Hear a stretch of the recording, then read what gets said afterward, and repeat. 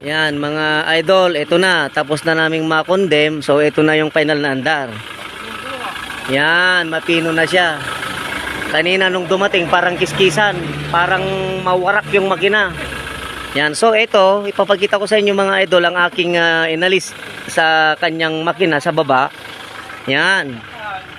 Yun, ito yung nasira. Yan, may tama pa yan, oh.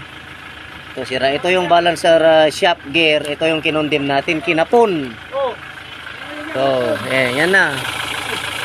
Parang 2GD na ang kanyang andar. Yan. Ganyan tayo mag-condemn dito sa La Union. Yan, mga tropa from Quezon City. Yun si Kuya. Dumayo pa sa akin dito sa La Union. Yan. GL na may nguso. Sa mga gustong magpa-condemn dyan, bisitahin nyo lang ako dito sa La Union. Yung mga deluxe na maingay, kakapunin natin. Wala hong problema. Wala hong mawawala sa makina.